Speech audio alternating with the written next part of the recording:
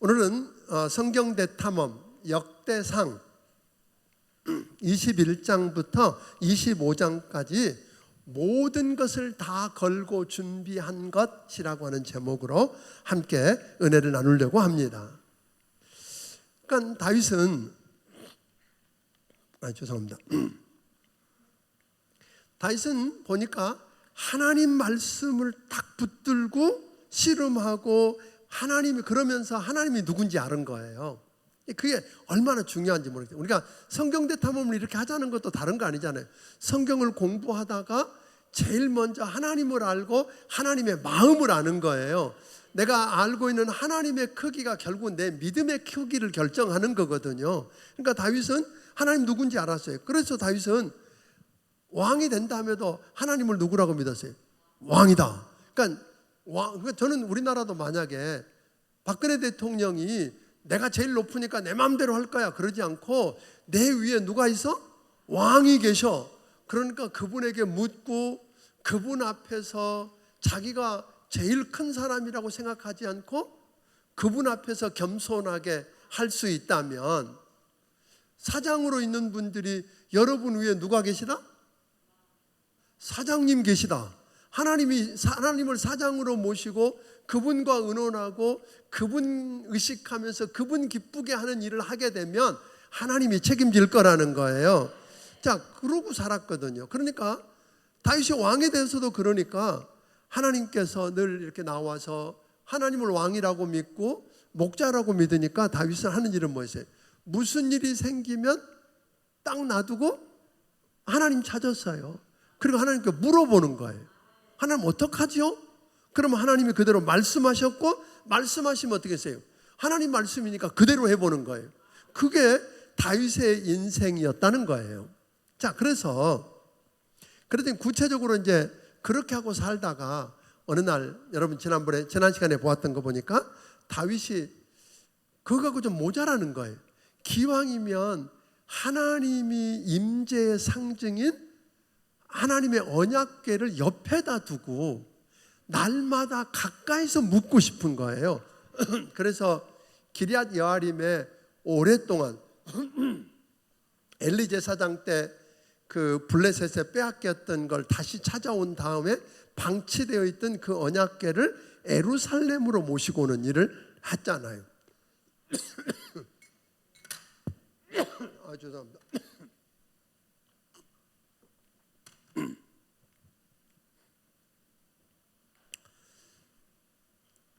이제 그렇게 하고 끝나는 게 아니었어요. 하나님의 언약궤만 모셔다 놓고 그렇게 하는 걸로 끝나고 않고 하나님의 성전도 있으면 좋겠다. 그래서 하나님 앞에 자기는 백향목궁에 거하면서 하나님의 성전이 그 천막 속에 있는 게 너무 죄송했던 거예요. 그래서 하나님, 저 성전 짓고 싶어요. 그랬더니 하나님이 안 된다고 거절을 하셨어요. 그런데 이것 때문에 하나님이 감동을 받으신 거예요. 하나님 마음에. 그러니까 우리가 신앙생활하면서 내가 무언가를 이걸 이루기 위해서 거기다가 전력을 투구하는 건 오케이. 그렇지만 그게 낫겠는데 내가 해서 만들어가는 게 나을 건지, 하나님을 감동시켜서 내 일이 하나님의 일이 되어서 하나님이 하시게 하는 게 나을지 한번 생각해 보라는 거예요. 다윗은 하나님을 감동시키고 그랬더니 하나님이 나서시니까 무슨 일이 일어나세요? 첫 번째 일이 이런 거잖아요. 주님이 네가 양을 치는 목장의 목동이었던 너를 끄집어내서 내 양인 백성의 목자가 되게 했다. 주권자가 되게 했다. 하나님이, 여러분 다윗이 왕 되려고 그래서 된 거 아니에요. 자기가 왕 되려고 그랬으면 되겠습니까? 안 되죠. 근데 하나님이 되게 하셨어요. 그럼 왕 된 다음에도 하나님이 어떻게 하셨다 그러죠? 우리가 지난 시간에 보았던 것처럼 전쟁을, 자 우리 한번 지도 한번 보여주면 지난 시간에 보았던 것처럼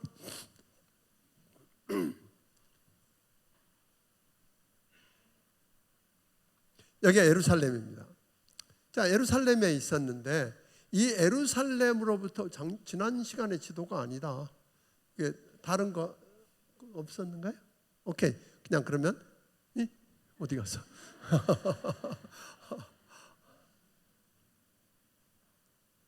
그냥 그거라도 줘요, 없으면.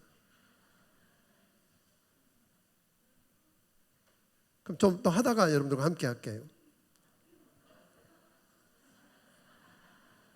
예. 자, 이게 예루살렘인데 예루살렘 서쪽에 뭐가 있었어요? 블레셋이 있었다 그랬어요. 늘상 그 사사 시대로부터 시작해서 사무엘, 심지어 사울은 왕과 그 아들들이 그들에 의해서 다 죽었어요. 그러니까 그들은 마치 이스라엘을 찌르기 위한 가시로 하나님이 사용했었는데 다윗 때 그들을 쳐서 굴복시키고 아예 가시를 뽑아버렸어. 그 다음에는 뭐예요?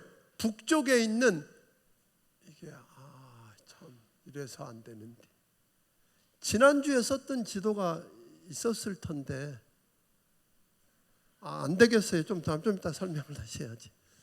그 북쪽에 있는 소위 유프라테스 강까지 있는 그 사람들, 그 왕국도 어떻게 했어요? 완전히 쳐서 굴복을 시켜요. 그래서 하맛 어기까지, 북쪽의 하맛 어기까지 차지해버리고 동쪽에 있는 어디? 모압, 암몬, 남쪽에 에돔, 이렇게 해서 동서남북을 다 굴복시키고 종 삼고 또 뭐예요? 조공을 바치게 하고 이런 일들을 결론을 어떻게 맺었냐면 성경에 보니까 다윗이 어디로 가든지 여호와께서 뭐하게 하셨더라? 이기게 하셨더라. 이게 해답이었단 말이에요. 그러면 다윗이 전쟁에 전략이 좋아서 이겼다고 말하지 않아요. 그러니까 결국은 이건 오늘 우리에게 왜 이걸 따라가야 하는지를 이야기해 줬단 말이에요. 오늘 이걸 왜 따라가야 돼요? 그러니까 여러분과 나도 다윗처럼 내가 요즘처럼 기술이 급변하고 있고 아주 불확실한 이런 상황 속에서 사업을 하든 뭘 하든 쉽지 않아요. 자, 이런 상황 속에서 여러분과 내가 할 수 있는 비밀이 뭐예요? 하나님을 뭐하자? 감동시키고 하나님을 기쁘시게 해보자, 그런 거예요. 말씀을 붙들고 씨름하고 한번 말씀대로 해보고, 아멘? 왜? 하나님 말씀이니까. 그렇게 하고 그분을 왕으로 모시고 주인으로 모시고 그분을 섬기면 주님은 약속하셨단 말이에요. 그러면 하나님이 나서시겠다. 자, 이런 일들이 오늘 쭉 이야기해요. 자, 그렇게 해서 나라가 다윗 때에 편안해졌어요. 전쟁이 이제 없어졌어요. 그 자기가 피 흘림으로 해서 편안해지고 모든 게 잘 풀리고 잘 돌아갑니다. 부족함이 없습니다. 자, 이때 여러분은 어떻게 하시겠어요? 여러분들이 손대는 것마다 잘 된다, 일이 잘 풀어지고 막 잘 나가면 여러분은 어떤 생각이 드세요? 야호, 이제 뭘 해도 되겠다, 그런가요? 저는 이제 교회에 어떤 특별한 행사를 하고 정말 사람들이 많이 모이고 일들이 잘 되어졌을 때 솔직히 제 경험을 이야기하면 저는 혼자 앉아서 하나님을 두려워서, 아니 잘 되었으니까 너무 좋아야 되는데 왜 두려워요? 전 두려웠던 적이 굉장히 많아요. 그래서 아버지, 그래. 왜냐하면 하나님이 이렇게 모으신 하나님이 하나님 마음에 안 들면 한 방에 흩을 수도 있다는 생각이 저는 늘 있었어요. 그래서 하나님 앞에 그때일수록 머리 숙이려고 솔직히 애를 썼어요. 왜? 하나님이 흩으시면 한 방에 날아가는데 네가 뭘, 그런 생각들을 갖게 되는 일들이 종종 있었습니다. 그런데 여기 보니까 이렇게 다윗이 동서남북을 다 차지하고 그 나라를 완전히 평정하고 그 작은 나라가 이제는 뭐예요? 조공을 받고 지배하고 부유해지고 평안해지고, 이때 일어난 일이 21장이다, 그렇게 하는 거예요. 이때 일어난 일이 21장. 오늘 여러분 인생의 21장이 뭘지 한번 생각해 보라는 거예요. 그냥 성경을 그냥 읽고 역사만 다루고 가면 의미가 없어요. 그걸 보면서 오늘 내게 쓰여질 21장이 뭐냐는 거예요. 18장부터 20장을 통해서 다윗의 전성기를 다루었어요. 그 앞에 17장까지 쭉 뭘 했어요? 다윗이 어떻게 하나님을 감동시켰는가 이야기한 다음에 18장부터 20장은 다윗의 전성기를 다루고, 그러고 나더니 21장은 전혀 다른 장면이 나오더라 하는 거예요. 자, 21장에 보면 다윗이 요압 장군을 시켜가지고 그 백성 지도자들과 함께 부엘세바라고 하는 건 여러분 예루살렘 밑으로서 유다 땅 맨 마지막이었어요. 그러니까 보통 이스라엘 땅을 제할 때 어디서부터 두 가지로 흔히 썼어요. 부엘세바에서 단까지, 이게 보통 쓰는 말이고요. 다윗으로 말미암아 또 생겨난 말이 하맛 어귀에서부터 애굽 강까지. 그게 가장 영향력을 끼쳤을 때의 모습이에요. 그런데 이 부엘세바에서 단까지 이스라엘 백성들의 인구조사를 하라고 그래요. 그랬더니 그 사건 때문에 하나님이 진노하셔서 무려 7만 명이 전염병으로 죽게 되는 장면이 오늘 14절에 나와요. 그러니까 다윗이 왕으로서 이스라엘이 인구조사한 게 뭐 그렇게 나쁜 일이죠? 뭐 그렇게 나쁜 일이라고, 인구조사했는데 뭐 그렇게 나쁜 일이라고 7만 명이 죽어야 되느냐는 거예요. 다윗이 가는 곳마다 하나님이 함께 하셔서 이기게 하시고 그의 대적을 그의 앞에 멸하셔서 동서남북 모든 적을 다 멸하시고 승리하고 오늘의 이 영광을 얻고 존귀하게 되었다면 우리가 어떻게 해야 돼요? 이제 그 땅에 평화가 왔고 부와 귀를 다 누리게 하셨다면, 부흥을 맛보게 하셨다면 우리가 여러분과 내 삶에서 승리하는 비밀이에요. 여러분들이 일이 잘 풀리고 다 성공할 때 생각해야 될 일은 뭐냐면 더 나은 부흥이 아니라 오늘 낮에 이야기한 것처럼 욕심을 갖고 뭐예요? 더 많이 욕심을 내고 탐욕을 부릴 때가 아니라 그런 걸 누리게 하셨을 때는 왜 하나님이 내게 이런 은혜를 주셨지? 왜 이런 부흥을 맛보게 하셨지? 이런 축복을 주셨지? 그렇게 물으면서 사명을 생각해내는 거죠. 그것을 주신 이유를 찾아서 그 일에다가 삶을 걸면 하나님은 그 사명을 이루어가도록 필요한 걸 더 채우시는 하나님을 경험할 거라는 거예요. 그러니까 다윗도 이렇게서 실패하고 무너지는 거예요. 근데 대부분의 많은 사람들이 여기서 무너지는 거예요. 더 커졌어. 그러니까 어떻게 해야 돼요? 더 확장하고 더 넓히고 이러면서 이 기회에 더 이런 것만 생각하지, 왜 하나님이 이런 어려운 속에서 우리 가게만 잘 되지? 그죠? 왜 우리 회사만 잘 되지? 왜 우리 남편만 진급하고 회사에서 인정받지? 그렇게 생각되거든. 부탁합니다. 사명을 생각하십시오. 왜 물어야 돼요? 왜 하나님 이 은혜를 남달리 누리게 하시는가요? 이걸 통해서 하나님 내게 깨닫기를 원하시는 게 무언가요? 제가 뭘 해야 되지요? 우리 교회가 뭘 감당해야 되죠? 이걸 묻고 감당할 때에 하나님은 더 큰 곳으로 이어가게 하시는 것 경험하기를 주의 이름으로 축원합니다. 그런데 이제 다윗이 그걸 못한 거예요. 그런데 다윗은 어떻게 했어요? 지금 자기가 소유하고 있는 그 땅이 얼마나 넓고 힘이 얼마나 대단한지, 물질이 얼마나 많은지, 그것을 주신 하나님이 아니라 주신 것을 쳐다보면서 이 정도면 내가 이제는 뭐예요? 전 세계를 정복해도 되겠다, 이런 마음이 턱 드는 거예요. 무슨 말 이해가 됩니까 지금? 그것을 주신 하나님을 묵상하면서 감사하고, 그래서 그 왜 주셨는지를 묻고 사명을 감당하려고 하는 게 아니라 주신 그 축복을 바라보면서 우와, 이 정도면 대단하다, 이 정도면 내가 뭐 한번 일 터트려도 되겠다, 이런 생각이 다윗 마음속에 드는 거예요. 그래서 인구조사를 하라는 이유가 뭐냐면 지금까지 전쟁을 할 때는요 정규군이 없었어요. 어떤 군인이냐면, 자 이런 전쟁이 있으니까 우리 모여. 그러면 뭐예요? 적은 정기군에다가 각 지파별로 자원해서 사람들이 모인 거예요. 그래서 전투에 나간 거예요. 그러다 보니까 각 지파별로 이게 항상 성이 안 차는 숫자가 나오는 거잖아요.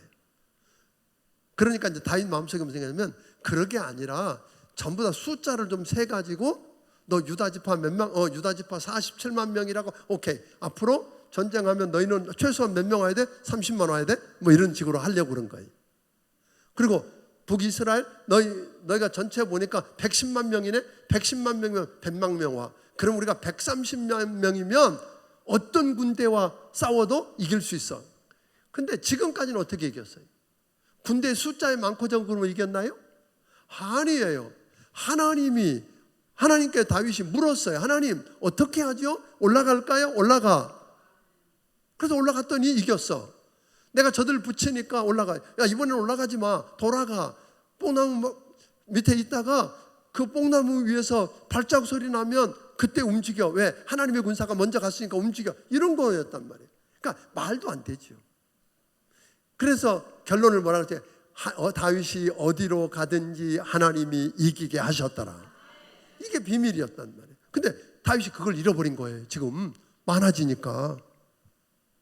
그래서 20세 이상 군사를 세웠더니 아까 북쪽에 있는 사람들 110만 명, 유다에 47만 명. 그런데 요압이 심통이 난 거예요. 요압이 이거 하나님 싫어하는 거 왜 해요? 하고 이야기했는데 왕이 막 재촉하니까 하긴 했는데 심통이 나니까 베냐민 지파하고 레위 지파는 숫자에 쏙 뺐어. 그러니까 하나님은 그 둘 다 불편하셨던 거예요. 둘 다 악이라 그래요.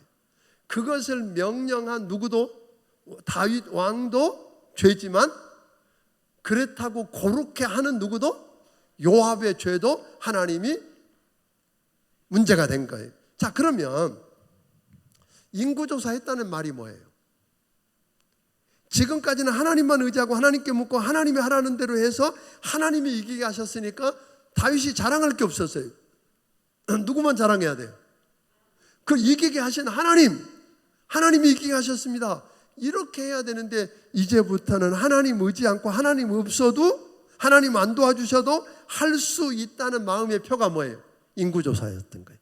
그래서 그렇게 하나님은 그 인구조사 하나 했다고 심하게 다룬 게 아니라 그런 마음의 배경 때문에, 그것 때문에 요압 장군도 안 된다고 그랬는데 다윗이 재촉하니까 했단 말이에요. 자, 그러면 여러분, 왜 다윗 같은 사람이, 다윗같이 영적으로 민감하던 사람이 이런 범죄하는 일에, 자, 그거 하나님 앞에 안 된다는 거 알았고 또 요압 장군을 시켜서 뭐예요? 요압 장군이 하나님이 싫어하시는 일이라고 안 된다고 했는데도 굳이 감행해서 엄청난 재앙을 가져오게 했는가?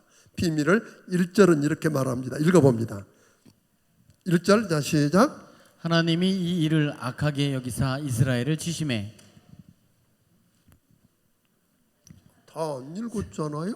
네. 자, 1절 다시 읽습니다. 시작. 사탄이 일어나 이스라엘을 대적하고 다윗을 충동하여 이스라엘을 계수하게 하니라. 무슨 이야기예요? 사탄은, 사실은 여기 보니까 사탄이 이스라엘을 치려고 다윗을 부추겼다, 그런 이야기거든요. 이스라엘을 치려고 다윗을 사탄이 충동질했다, 이런 이야기인데 이게 뭐예요? 사탄은요, 하나님의 자녀들이 형통하고 잘 되는 꼴 못 봅니다. 그거 아셔야 됩니다. 하나님의 자녀가 잘 되면, 여러분, 하나님의 자녀가 잘 되면 너무 좋다. 그 우리 식구 아니어도 옆에 있는, 또 우리 목장 아니어도 옆에 있는 사람 잘 되면 좋다. 배 아프다.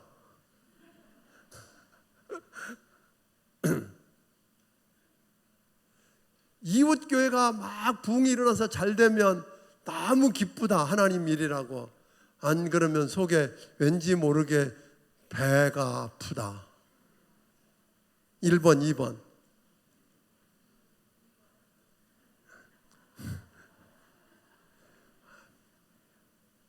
그 알으면 안 되는 줄 알면서 하여튼 그런 마음들이 우리 안에 다 있어. 막 이런 게.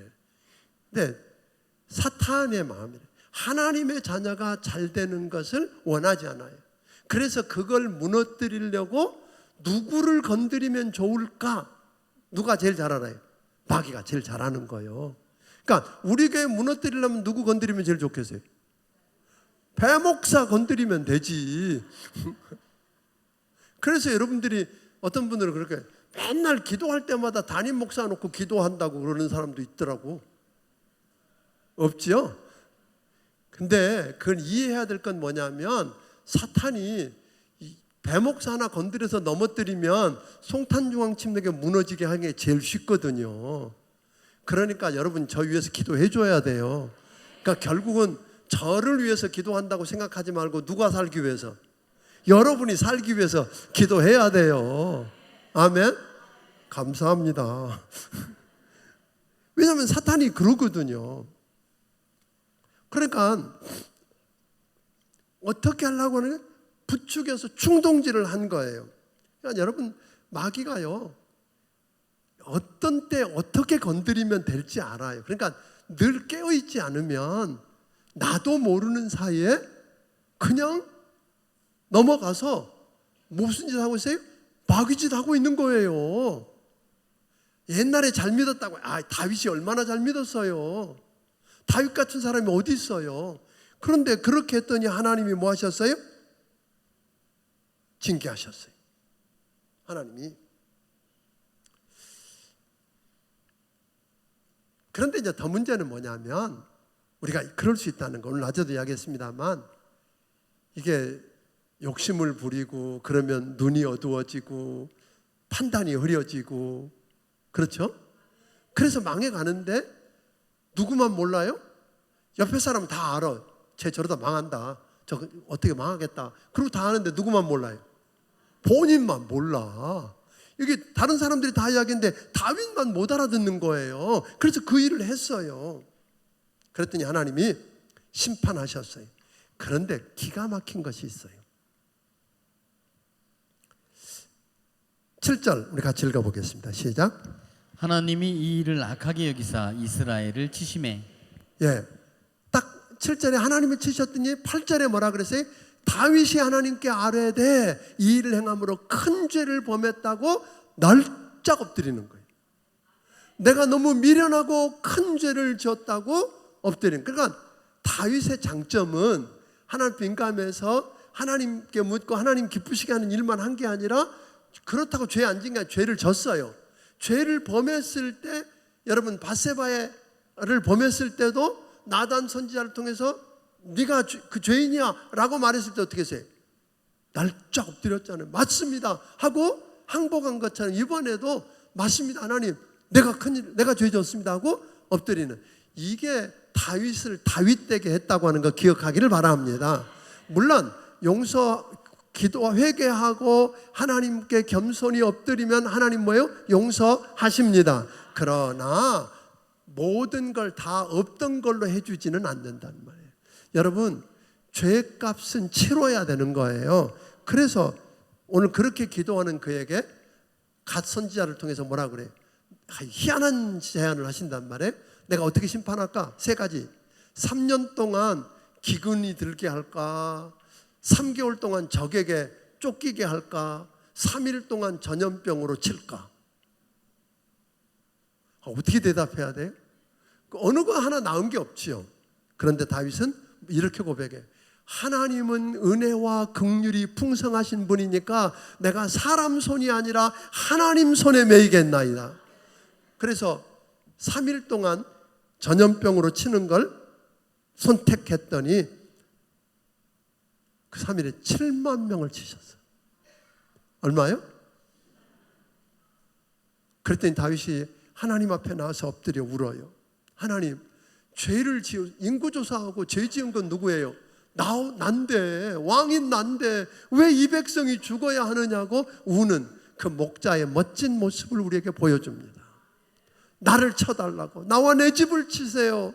왜 죄 없는 백성이 죽느냐고. 그런데 사실 백성이 죄가 있을까요, 없을까요? 이상한 질문 같죠. 에레미야서에 보니까 하나님 뭐라냐면 제사장이 권력을 남용하고 선지자들은 하나님이 안 하신 말씀을 하나님 말씀이라고 전하고, 그런데 백성들은 그것을 좋게 여기니 어찌할까 그런 거예요. 여러분, 잘못되어 갈 때 그냥 잘못되어 가는 걸 그냥 내버려 두고 흘러가면 그것도 죄라는 거예요. 그러니까 이것 문제를 그렇게 치셨어요.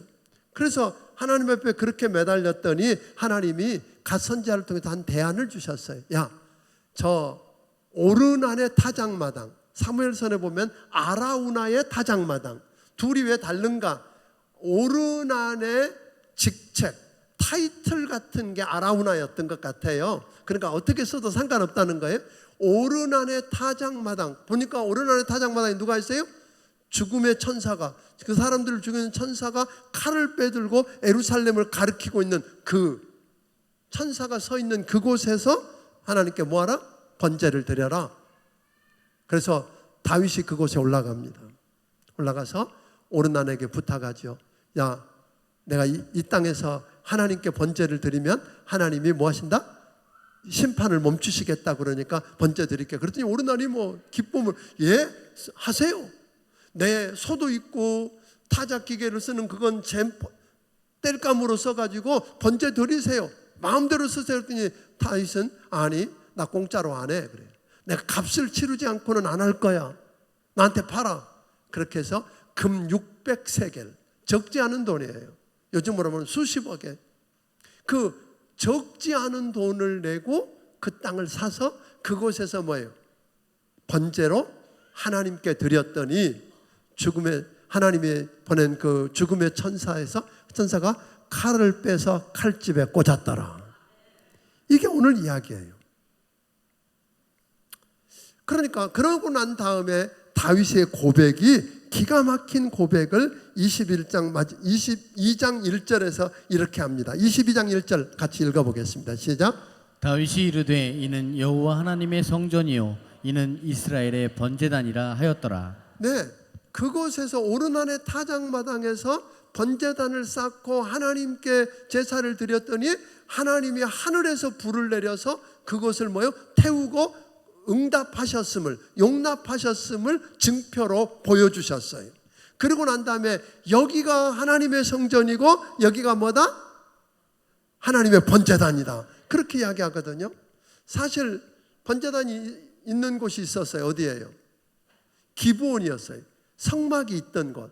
근데 왜 그러니까 본래는 언약궤가 성막에서 분리되면 돼요, 안 돼요? 안 되는 거잖아요. 지성소에 있어야 되는데 그때 그 엘리제 사장 때 전쟁에 나다 뺏긴 이후로 웬이운지 어떻든 합쳐지지 않고 지금까지 내려오던 그런 상황이었었거든요. 그러니까 다윗은 이 사건을 통해서 뭘 배웠냐면, 범죄했을 때 하나님의 용서를 경험해서 심판을 받고 하나님의 축복을 받는 자리가 필요하다 하는 걸 느끼게 되는 거예요. 7만 명이 죽어갈 때, 하나님의 심판과 재앙으로 7만 명이 죽고 망해갈 때 하나님이 정하신 곳 오르난의 타작마당에서 번제단을 쌓고 제사를 드리자 하나님의 죽음의 천사가 칼집에 칼을 도로 꽂고 재앙을 끝내는 걸 보았거든요. 그러면서 다윗 마음 가운데 급해졌어요.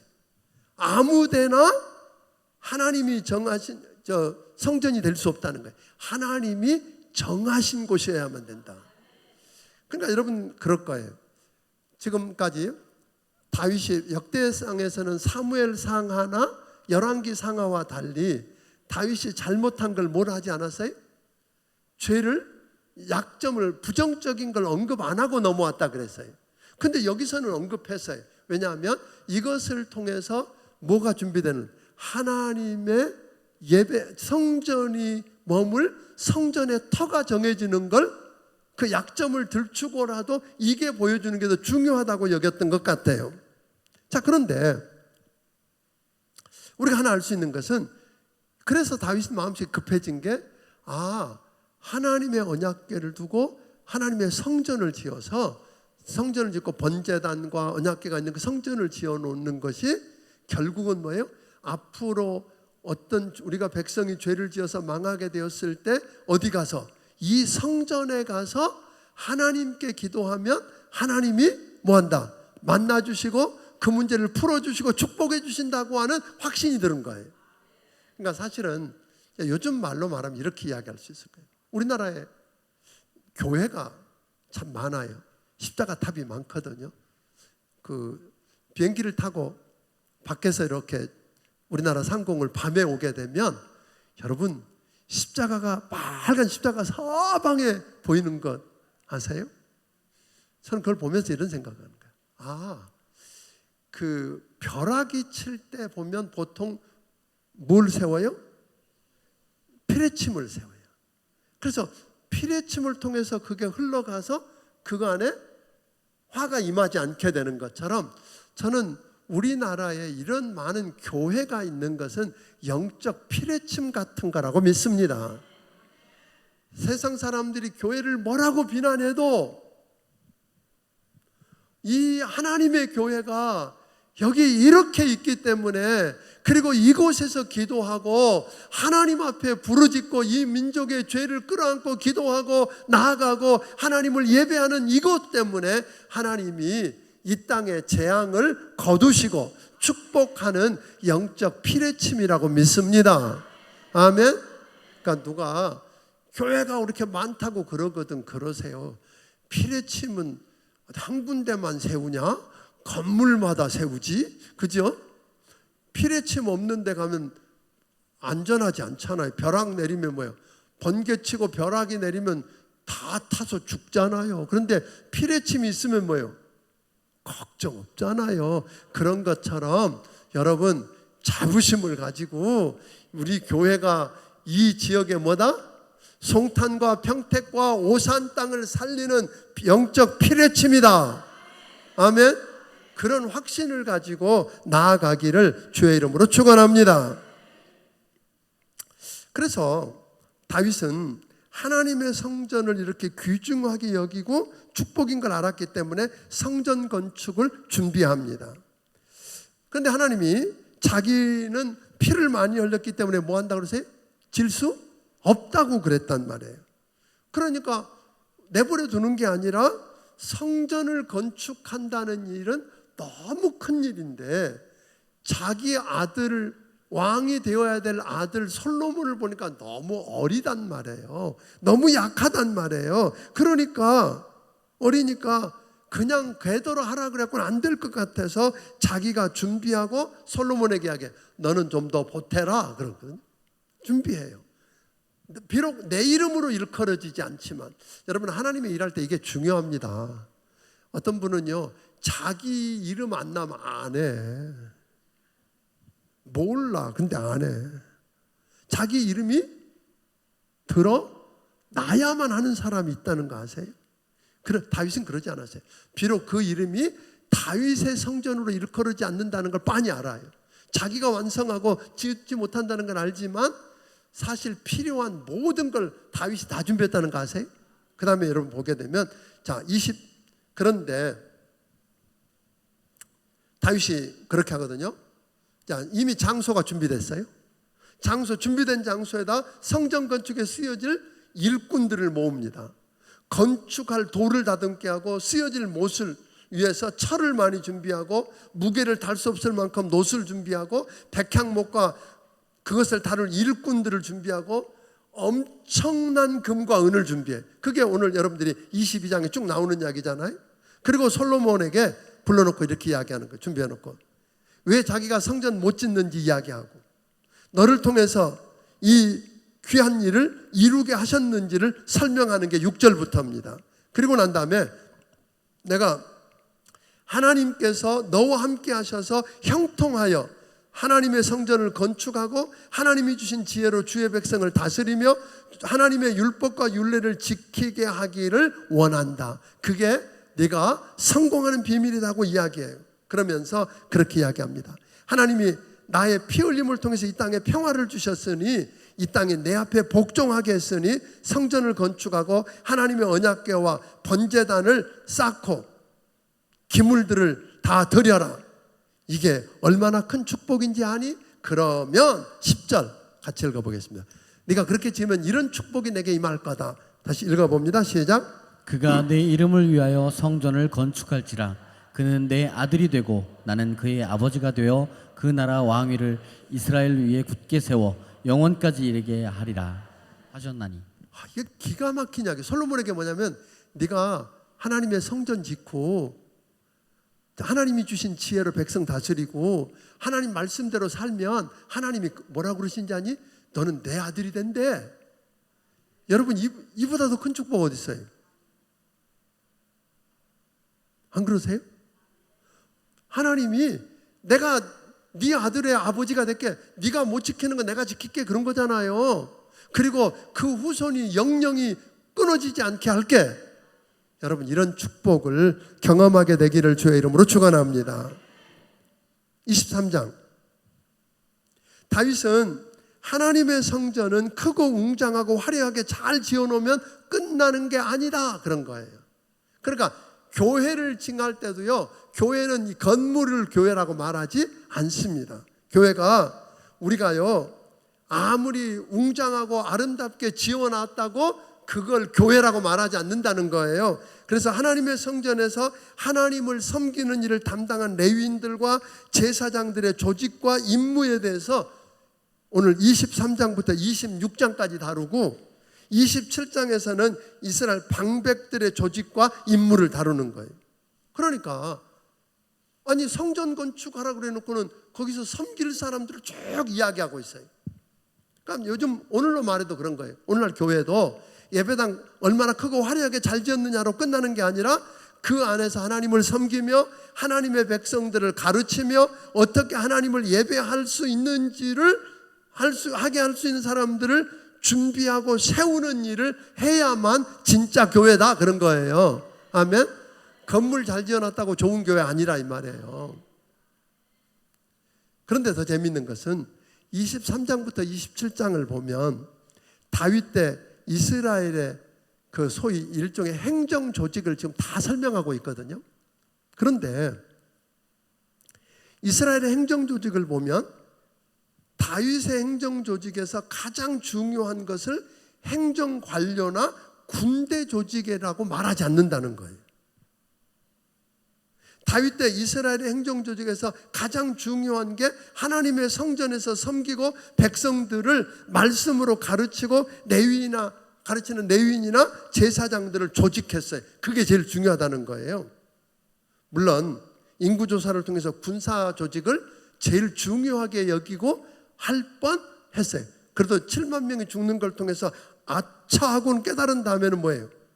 이스라엘의 사활을 결정하는 건 군대 조직도 행정 조직도 아니라 이스라엘 백성이 온전히 하나님만 사랑하고 말씀에 순종하고 하나님을 예배할 수 있느냐 없느냐에 달려있다. 그것을 잘 하도록 가르치는 레위인들과 제사장의 조직을 어떻게 할 거냐에 초점을 맞췄다는 거죠. 그러니까 어디가 뇌관인지를 아는 사람이에요. 어디를 건드리면 되는지를 아는 사람이었다고 하는 겁니다. 그러니까 하나님의 은혜를 잊어버리고 하나님을 떠나고 말씀에 불순종하면 군대 숫자와 상관없이 뭔다? 비참하게 끝나더라 하는 것을 보았습니다. 그래서 성전을 통해서 하나님의 임재를 경험하고 하나님의 은혜가 흘러가기 위해서 레위인과 제사장들의 조직은 너무나 중요하다 하는 것을 이야기해 주고 있습니다. 그래서 성전 건축 준비를 하고는 방백과 제사장과 레위 사람들을 불러 모읍니다. 그리고 먼저 레위 사람들을 30세 이상으로, 본래 레위 사람들은요 성전에서 근무할 때 30세 이상 50세까지였어요. 기억나시죠? 근데 나중에는 숫자에서 일반일은 20세까지로 이제 늘리는 장면을 보게 돼요. 그렇게 숫자를 세봤더니 몇 명이었더라? 38,000명이었더라.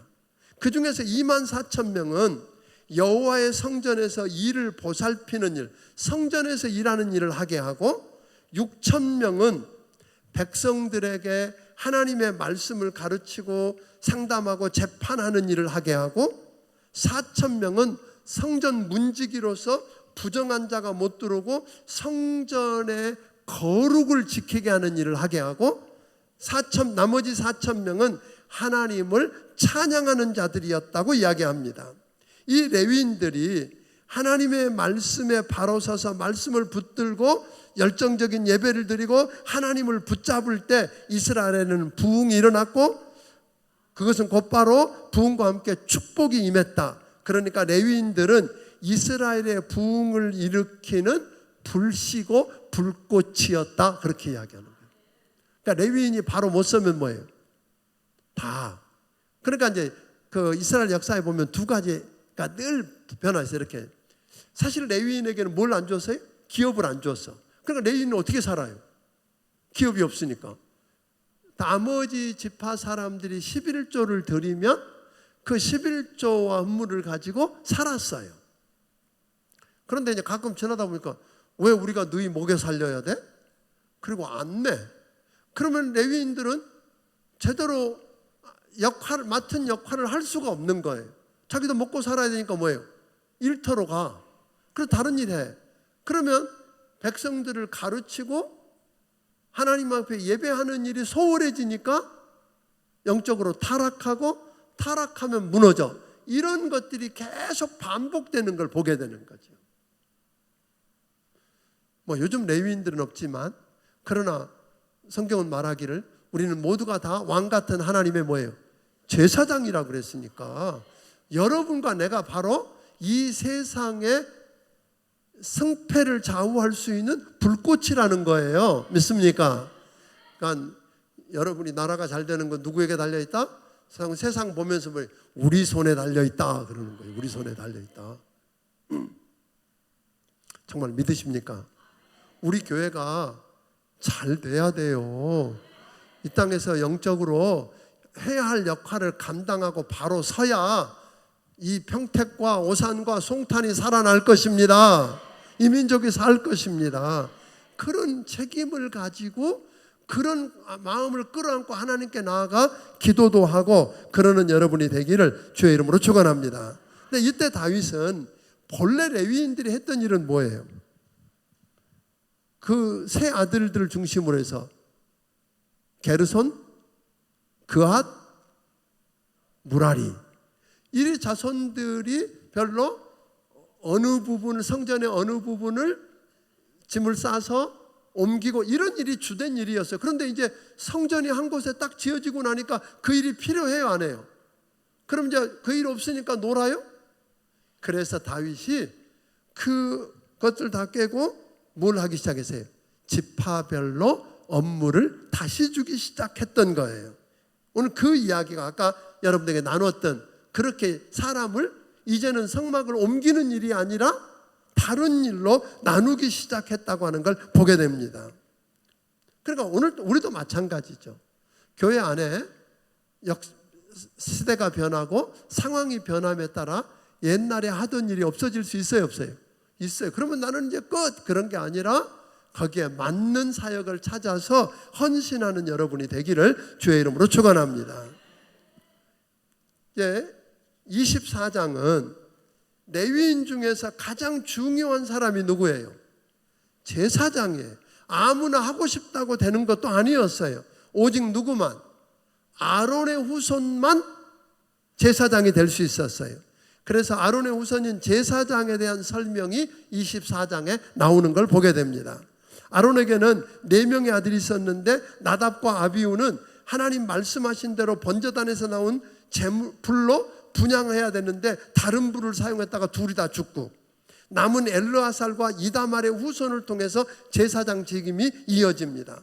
다윗 때는 엘르아살의 후손인 사독과 이다말의 후손인 아히멜렉을 중심으로 이어지는데 그 엘르아살의 후손 중에 족장이 16명이고 이다말의 후손 중에 족장이 8명이요 24명이 제비 뽑아서 반차를 따라서 공정하게 돌아가면서 일을 이루었던 걸 보게 됩니다.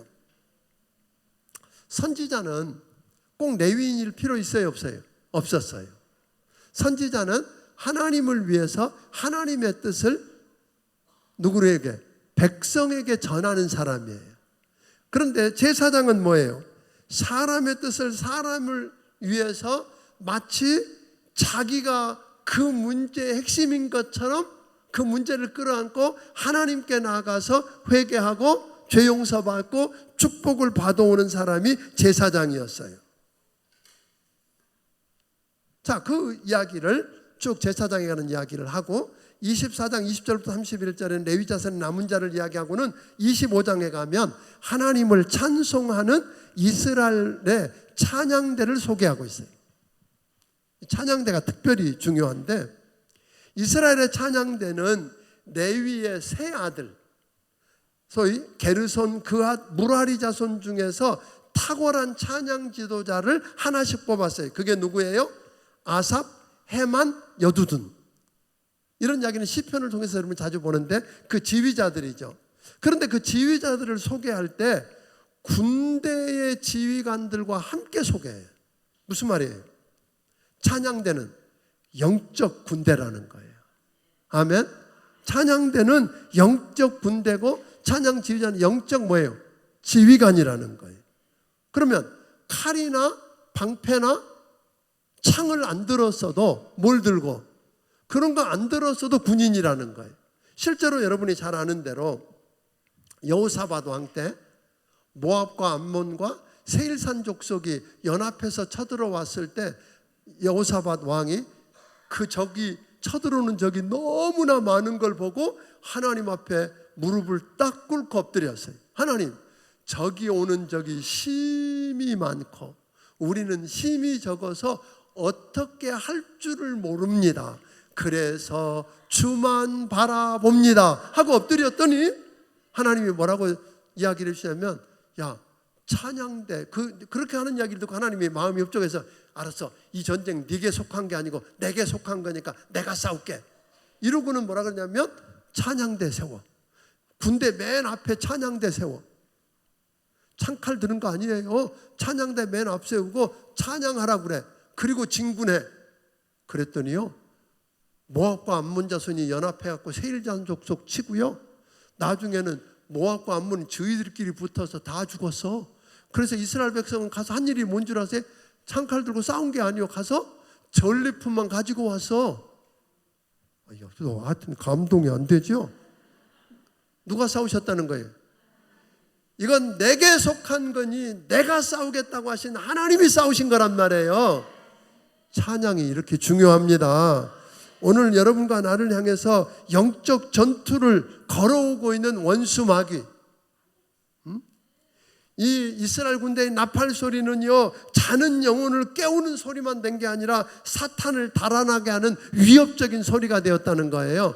오늘 여러분 찬양할 수 있기를 바랍니다.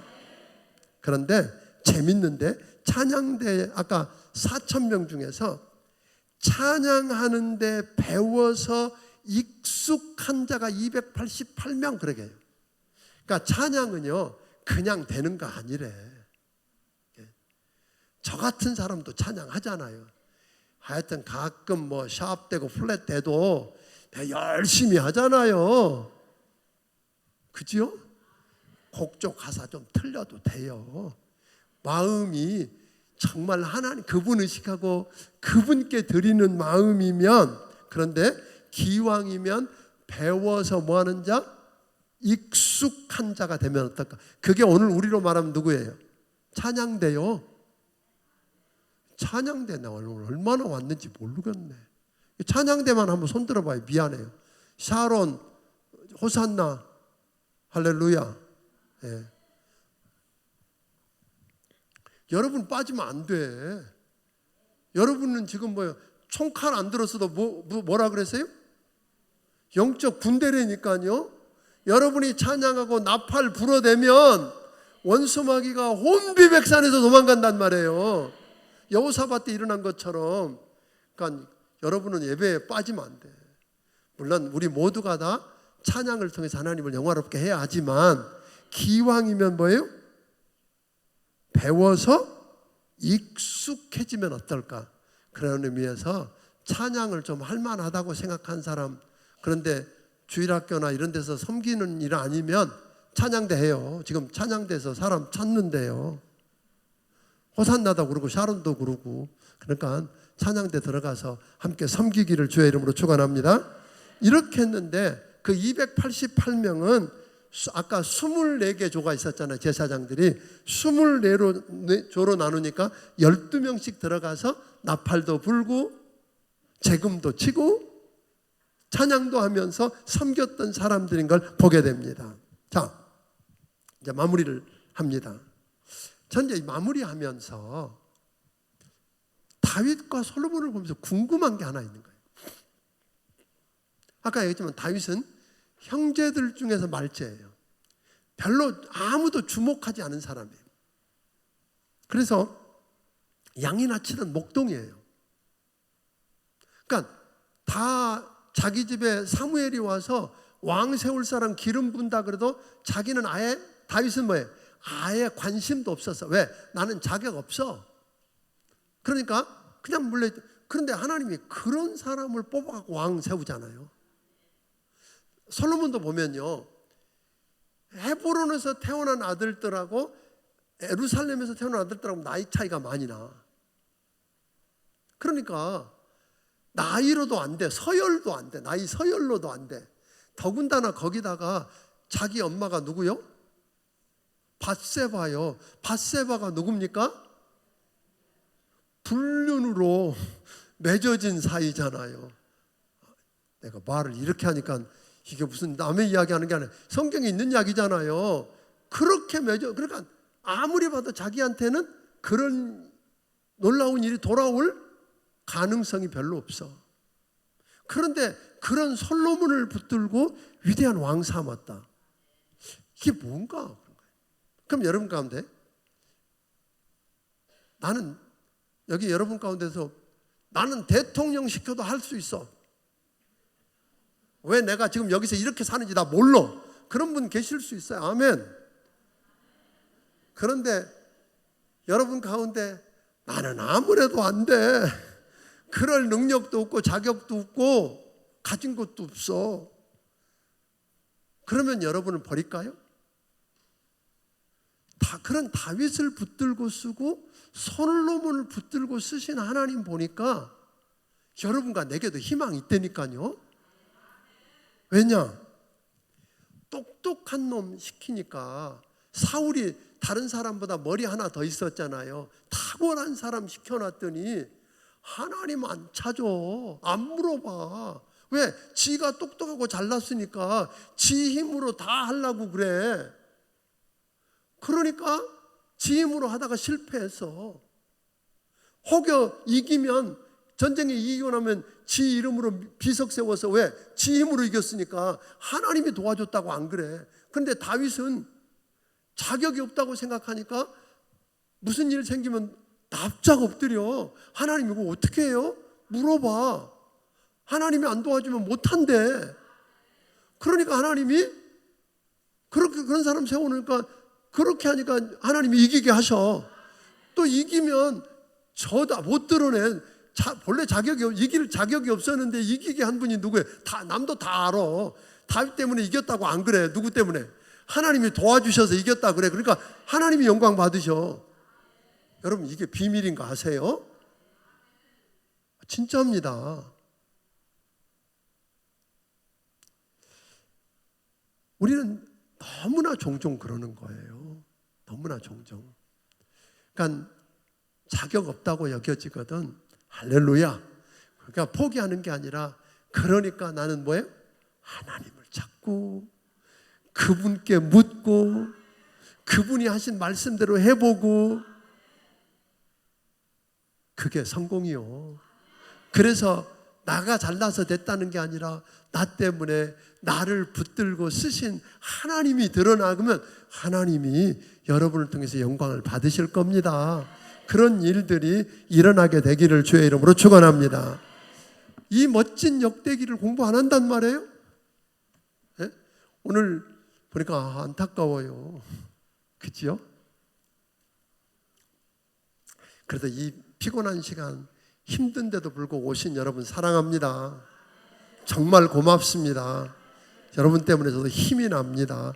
그래서 이 비밀, 저는 이 역대기를 그냥 사람만 언급하는데 이거 보면서 너무 우리 비밀 있잖아 여기요. 그렇죠? 오늘 이 말씀을 붙들면 우리가 살 수 있어요. 승리할 수 있어요. 그러니까 아까 없으면 이거라도 해야지. 하나 더 할게. 이야기 하나만. 너무 늦었는데 하여튼 나 10분까지 마칠게요. 전두환 대통령이나 이런 사람들 보고 뭐 군인 출신이라 깡통이라 그랬잖아요. 근데 본인도 뭐라 그런 줄 아세요? 자기는 아는 게 별로 없대. 그래서요 장관들을 세울 때 아무나 안 세웠대. 똑똑한 사람 전문가만 세웠다는 거예요. 자기는 아예 못한다고 생각한 거예요. 그러니까 자기는 못하니까 물어보고 도와줄 사람을 세웠다는 거예요. 그게 그때 경제가 그래도 잘 돌아갔대네요. 이상한 이야기, 나 잘못하면 이거 큰일 날 이야기예요 지금. 내가 한 단면만 보고 이야기하는 거예요. 그거 오해하지 마세요. 내가 그 사람 뭐 좋고 그 사람 칭찬하는 거 아니에요.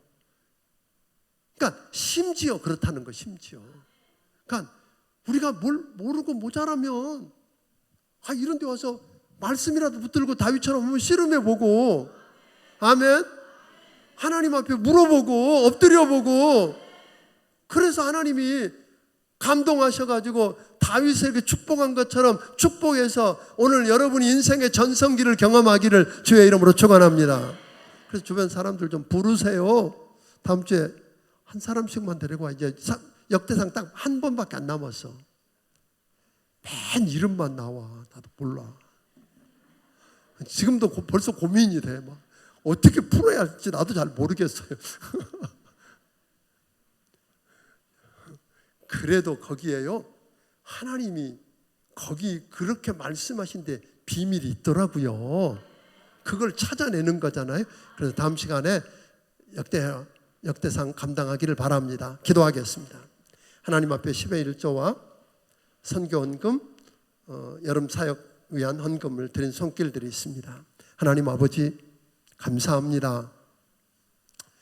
정말 감사합니다.